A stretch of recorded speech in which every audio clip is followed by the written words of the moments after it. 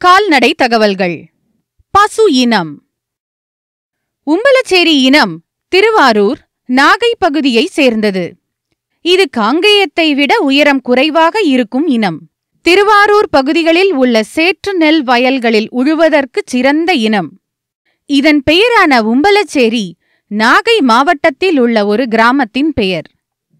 இவ்வின மாடுகள் மிதமான அளவில் இருக்கும். இதன் கன்றுகள் பிறக்கும்போது சிவப்பு அல்லது பிரவுன் நிறத்தில் இருக்கும்.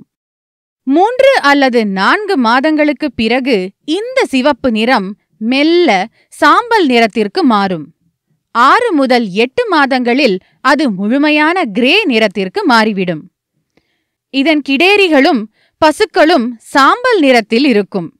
இதன் காளைகளும் சாம்பல் நிறத்தில் இருக்கும். இவ்வின மாடுகளின் நெற்றிப் பகுதியில் ஒரு வெண்ணிற குறியீடு காணப்படும். இதன் கொம்புகள் கூர்மையானதாகவும் அளவில் சிறியதாகவும் இருக்கும். காளைகளுக்கு திமில் இருக்கும். இதன் கால்கள் குட்டையாகவும் நேராகவும் இருக்கும். இதில் காலுறை அதாவது சாக்ஸ் போன்ற வெள்ளை பகுதி இருக்கும். இவ்வின மாடுகளின் முதுகு நேராக இருக்கும். இதன் வாலின் பாதி பகுதி முழுவதும் வெள்ளையாகவோ வெள்ளை கலந்தோ காணப்படும். பசுவின் மடி அளவில் சிறியதாக இருக்கும்.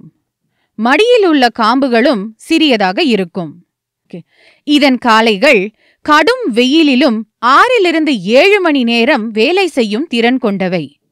மேலும் வண்டி இழுக்கவும் இதன் காளைகள் சிறந்தவை. இதன் பசு ஆண்டிற்கு 1 கன்று வீதம் அதன் வாழ்நாளில் 10 கன்றுகள் வரை ஈனும். உம்பலச்சேரி பசுக்கள் ஒரு நாளைக்கு அதிகபட்சம் 2.5 லிட்டர் பால் கொடுக்கும்.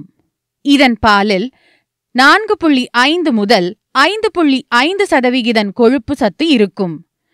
பசு சுமார் 8 மாதங்கள் பால் கொடுக்கும். நம் அரசாங்கம் உம்பலச்சேரி இனங்கள் அழியாது தடுக்க திருவாரூர் மாவட்டத்தில் ஒரு காப்பகத்தை அமைத்துள்ளது. இங்கு உம்பலச்சேரி இனங்கள் மட்டும் பாதுகாக்கப்படுகின்றது.